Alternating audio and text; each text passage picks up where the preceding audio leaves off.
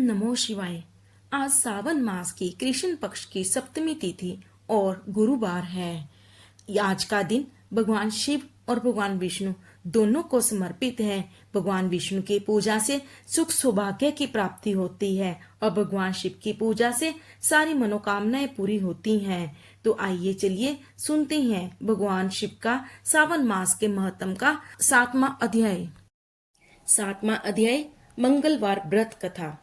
भगवान शंकर ने सनत कुमार से कहा, अब मैं तुम्हें मंगलवार व्रत कथा का महात्म सुनाता हूँ। ध्यान पूर्वक सुनो। इस व्रत को मंगला गौरी व्रत भी कहते हैं। इसके करने से वैधव्य के भोग का नाश होता है। विवाह के पश्चात 5 वर्ष तक इस व्रत को करना चाहिए। विवाह के पश्चात पहले सावन शुक्ल पक्ष के पहले मंगलवार को इस व्रत को आरंभ करना चाहिए।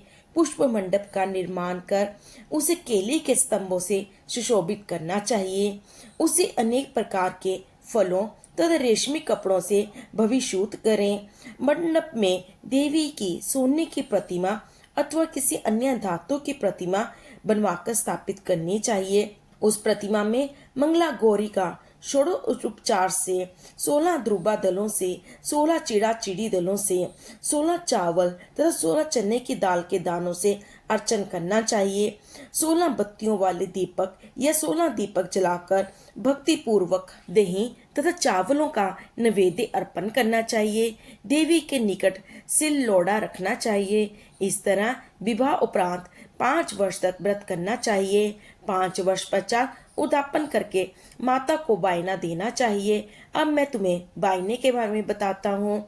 मंगला गौरी की एक पल सोने की प्रतिमा या अपने सामर्थ्य के अनुसार सोने की प्रतिमा बनवाए। अपनी सामर्थ्य के अनुसार सोने अथवा चांदी से निर्मित घड़े को चावलों से भरें। उनके ऊपर पहनने के वस्त्र, साड़ी, ब्लाउज आदि रखें। उनके ऊपर मंगला गौरी की प्रतिमा रखें और देवी के समीप सिल लोड़ा रखें। सिल लोड़ा सोने या चांदी का होना चाहिए। इस प्रकार माता के लिए वायना देना चाहिए। इसके बाद 16 सुहागन ब्राह्मणियों को भोजन कराना चाहिए। इस प्रकार व्रत करने मात्र से 7 जन्म तक सौभाग्य अटल रहता है। ब्रह्मपुत्र सनत कुमार ने भगवान शंकर से पूछा, इस व्रत को पहले किसने किया और उसका क्या फल मिलता है?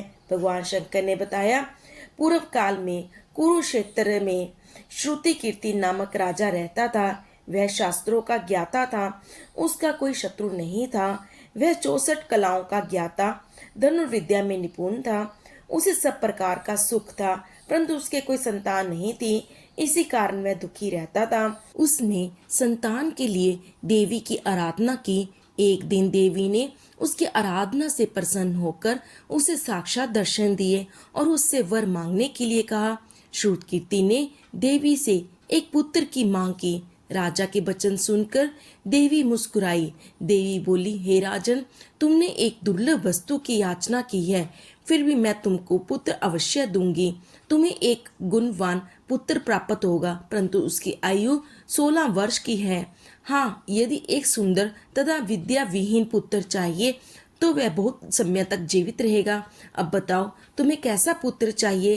राजा ने अपनी पत्नी रानी से विचार विमर्श कर गुणी पुत्र की मांग की। देवी ने कहा, हे राजन, मेरे मंदिर के मुख्य द्वार पर आम का जो पेड़ है उसका एक आम तोड़ कर ले जाओ और उसे रानी को खिला दो, तुम्हारी इच्छा पूर्ण होगी। राजा ने देवी की आज्ञा अनुसार रानी को आमर फल ले जाकर खिला दिया। 10वें महीने में रानी को एक सुंदर पुत्र पैदा हुआ। हर्ष शोक से संपन्न राजा ने राजकुमार का जात कर्म आदि संस्कार कर दिया। राजा ने राजकुमार का नाम चिरायु रखा। राजकुमार चांद की तरह बढ़ने लगा। अब वह 15 साल का गुणी, संपन्न और सुंदर बालक हो गया। राजकुमार का 16वां साल शुरू हुआ तो राजा रानी को चिंता होने लगी। राजा ने सोचा कि यह पुत्र बड़े ही कष्टों से प्राप्त हुआ है। मैं इसकी मृत्यु अपनी आंखों के सामने कैसे देखूंगा? यह सोचकर राजा ने राजकुमार चिरायु को उसके मामा के साथ काशी भेजने का निश्चय कर लिया। रानी ने अपने भाई से कहा, तुम कार्पेटिक का वेश धारण कर राजकुमार चिरायु को काशी ले जाओ।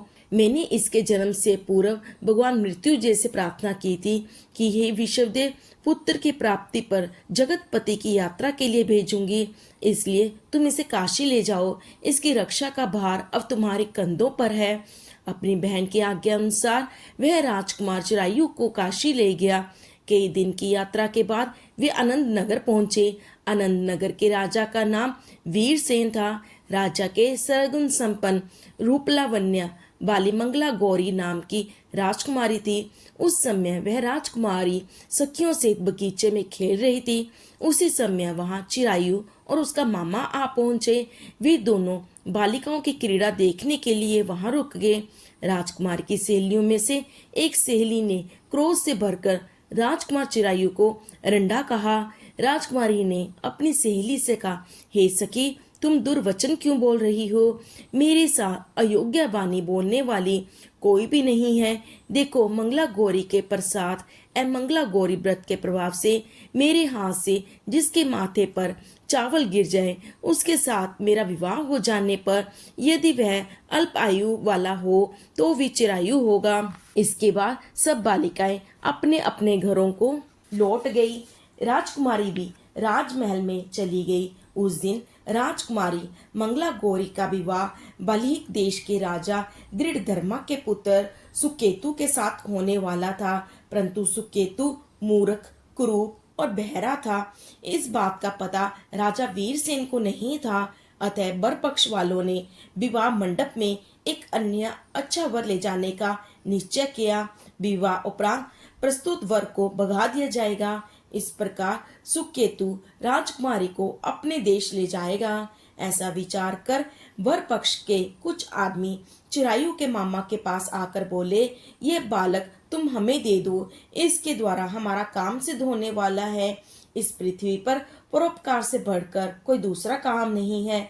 उन आदमियों की बात सुनकर राजकुमार चिरायु का मामा राजी हो गया, क्योंकि वह बगीचे में मंगला गौरी की बात सुन चुका था।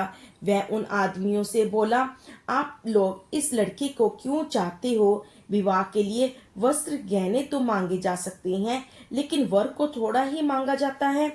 फिर भी आपकी बात रखते हुए लड़का आपके साथ भेज रहा हूँ। वर पक्ष के लोग राजकुमार चिरायु को विवाह मंडप में ले गए और विवाह कार्य संपन्न हो गया।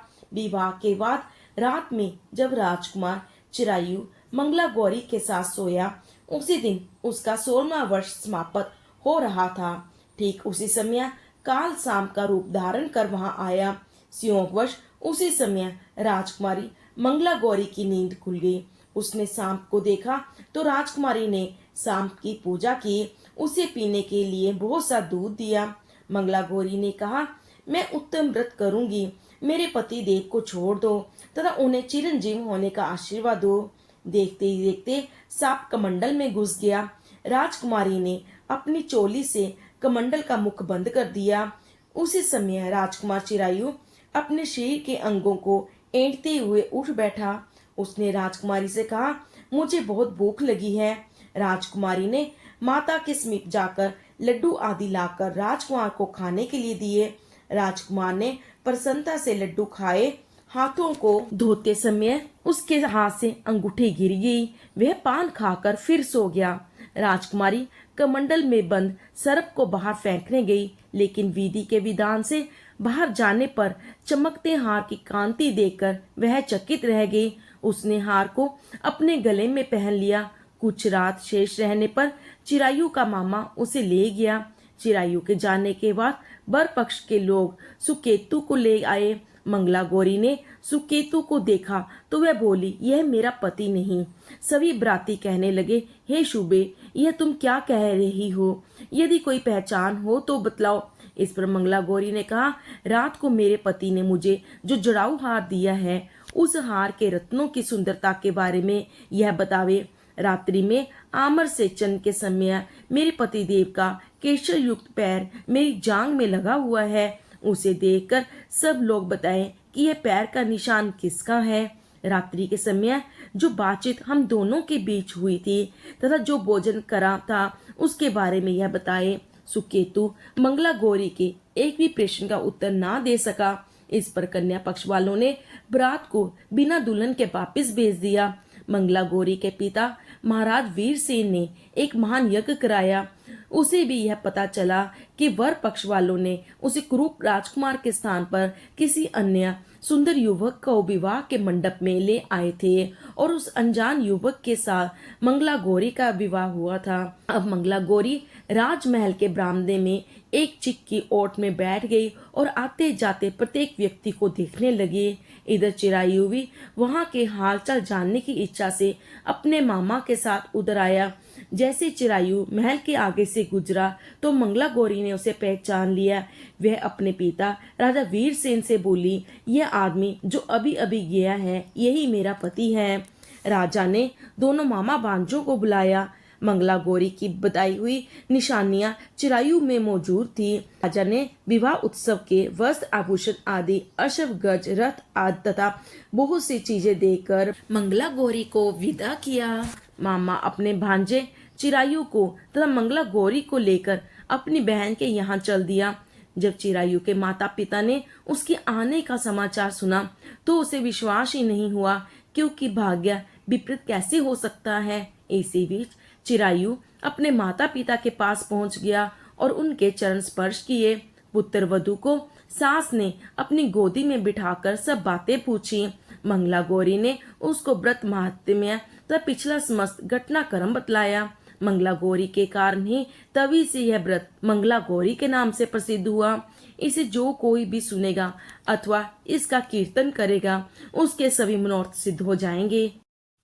श्री सूत जी बोले, हे ऋषिगण, भगवान शंकर ने सनंत कुमार से इस व्रत को कहा और वह इस कार्य की सिद्धि वाले व्रत को सुनकर गदगद हो उठे।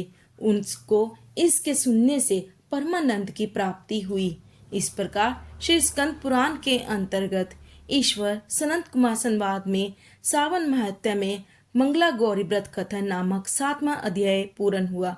बोलो भगवान शिव शंकर की जय, माता पार्वती की जय।